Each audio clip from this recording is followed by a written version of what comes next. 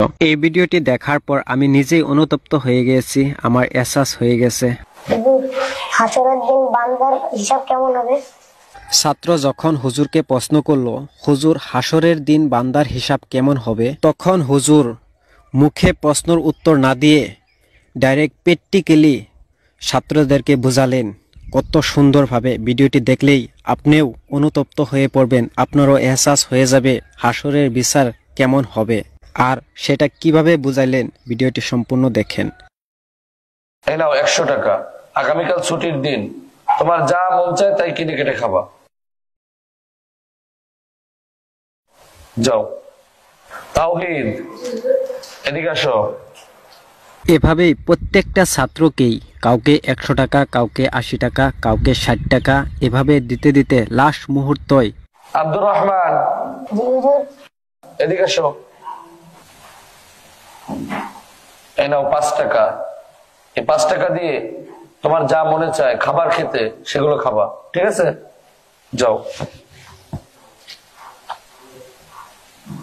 আসো এবার আলবি আসো।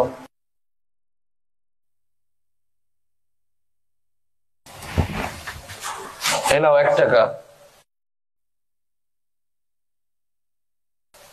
1 টাকা দিয়ে তোমার যা খুশি, যা খেতে মন চায় তাই খাবে।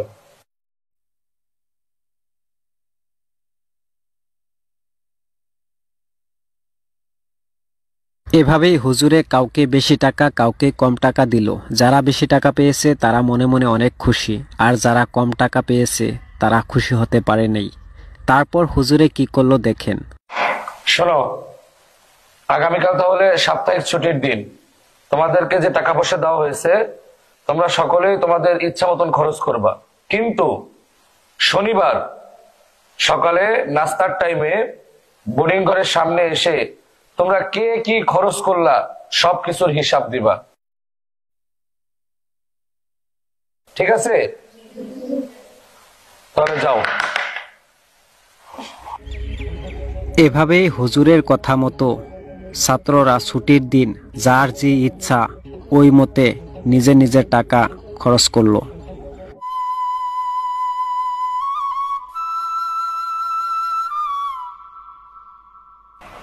একটা চকলেট দিন। টাকা নাই তোমার কাছে?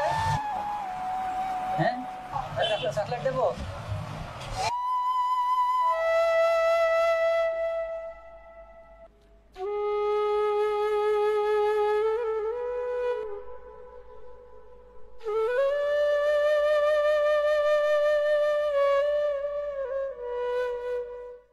তারপর ওই টাকার হিসাব হুজুরে কিভাবে নিল পরের দিন দেখেন। রিফাত, গতদিন যে তোমাকে টাকা দিয়েছিলাম সে টাকা কি কি খাইছো বলো? 100 টাকার হিসাব দাও। ওখানে না, আগুনের কড়াইয়ের উপর গিয়ে বলতে হবে।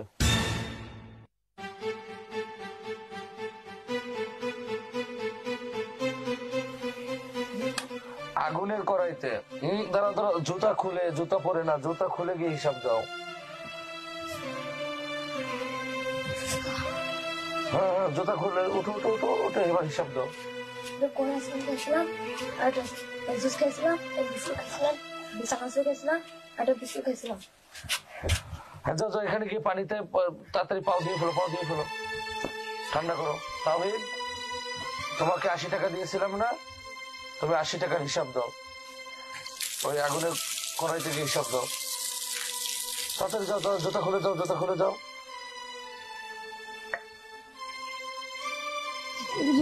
30 টাকা দামের একটা জুস খেয়েছিলাম, 20 টাকা দামের বিস্কুট খেয়েছিলাম, আর 30 টাকা দামের একটা আইসক্রিম খেয়েছিলাম। পাপড়ে যাও যাও, ওই যে পাও দাও, পানিতে পাও দাও, তাতে ঠান্ডা করো, পা ঠান্ডা করো, দ্রুত দ্রুত যাও। তোমাকে 60 টাকা দিয়েছিলাম না, ওই 60 টাকার হিসাব দাও। এভাবেই হুজুরে প্রত্যেক জনের কাছ থেকে পই পই করে প্রত্যেকটি টাকার হিসাব নিল। যার টাকা বেশি তার হিসাবও বেশি, আর যার টাকা কম তার হিসাবও কম।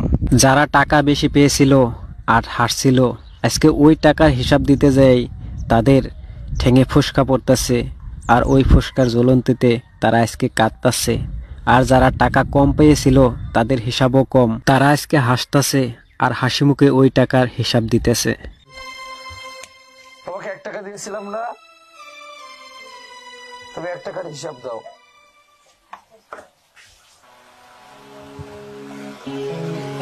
ওদের 1 টাকা দিয়ে একটা চকলেট খেয়েছিলাম। যাও যাও যাও, তাড়াতাড়ি ঠান্ডা পানি লাগাও, ঠান্ডা পানি লাগাও।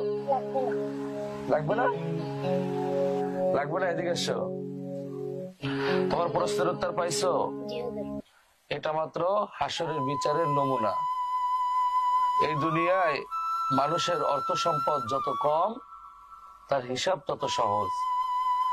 আর মানুষের অর্থ সম্পদ যত বেশি, হিসাবও তত বেশি। তো প্রিয় দর্শক, ভিডিওটি থেকে কি বুঝতে পারলেন? দেখেন, আমাদের যতটুকু আছে ততটুক নিয়ে আমরা সন্তুষ্টিত থাকতে পারি না। আমাদের আরো লাগে। মাটি, বাড়ি, গাড়ি, অর্থ সম্পদ যত হবে ততই আমাদের লাগে।